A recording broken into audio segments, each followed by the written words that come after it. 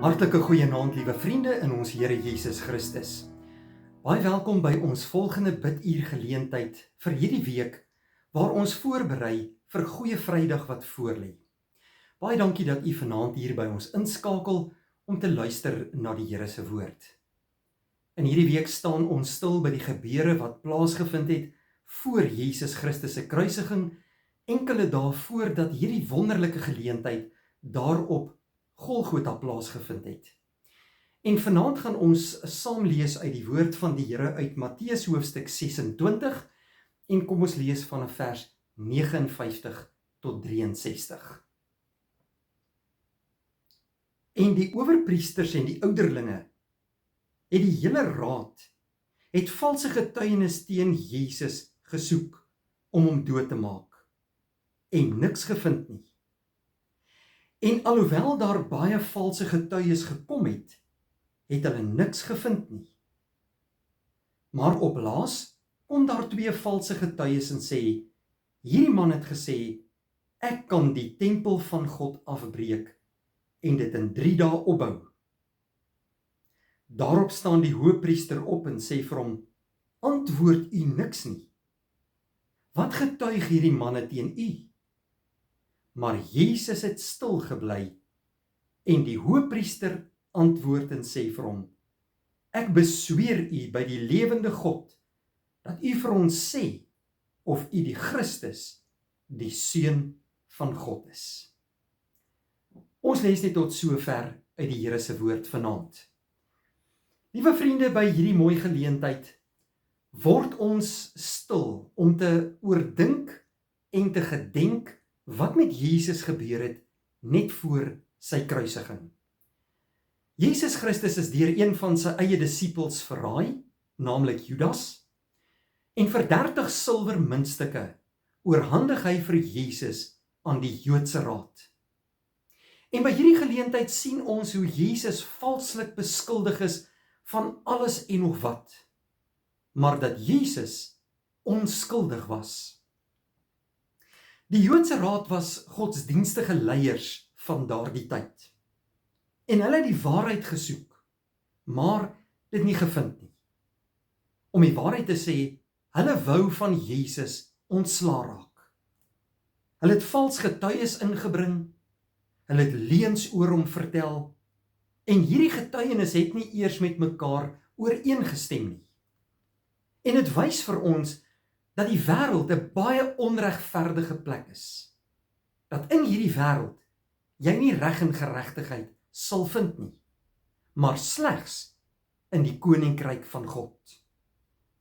Selfs godsdienstige mense kan soms verkeerd wees en veroordelend optree. Dit sien ons hier in die handelinge van die Joodse raad.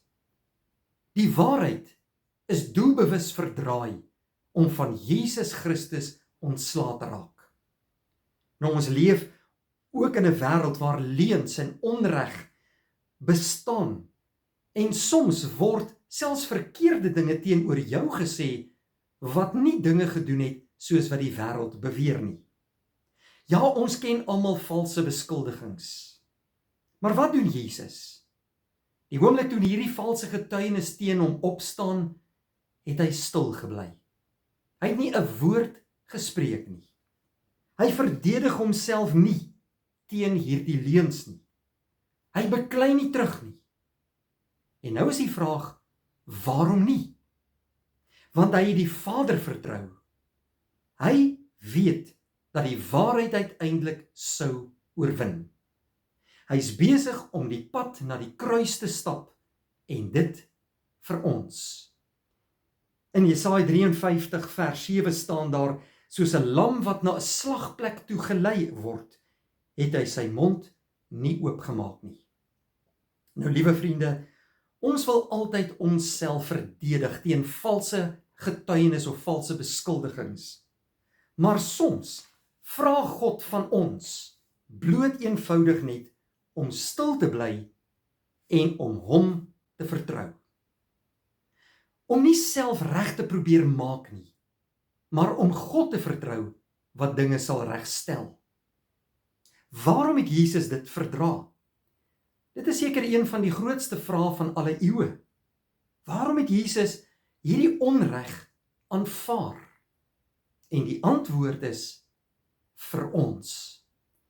Hy was onskuldig, maar hy het ons skuld gedra. Hy word vals beskuldig, sodat ek en jy wat in hom glo, vrygespreek kan word. Hy word veroordeel, sodat ons God se genade kan leer ken. In 2 Korintiërs 5 vers 21 staan, hy wat geen sonde geken het nie, het God sonde vir ons gemaak. Nou wanneer jy vals beskuldig word in hierdie wêreld, wanneer jy verkeerd verstaan word, wanneer jy onreg moet verduur en ervaar, onthou, Jesus het dit eerste ervaar. Hy verstaan jou pyn. Hy roep jou om hom te vertrou met jou hele lewe. Die wêreld het Jesus vals beskuldig, maar God het hom regverdig verklaar. Môre aand gaan ons verder en ons gaan kyk na wat die Here deur sy groot raadsplan in Jesus Christus se lewe kom doen het. Kom ons bid saam. Vader, baie dankie dat ons in hierdie pragtige aand voor U kan buig in aanbidding. Ons loof U as ons Here en ons God, en ons prys U omdat U 'n God van waarheid is. U sal die waarheid laat seëvier in hierdie wêreld. Al verstaan ons nie nou wat aan die gang is in ons eie lewe nie. Dankie vir Jesus Christus wat onreg vir ons verduur het, en dat hy in ons plek valse beskuldigings oorwin het. Ons eer U daarvoor. Laat ons in hierdie Paasfeestyd ons lewe aan U toe vertrou en aan U gehoorsaam bly elke dag tot aan die einde van ons lewe. In Jesus Christus se naam bid ons dit. Amen. Vriende, baie dankie tot môre aand.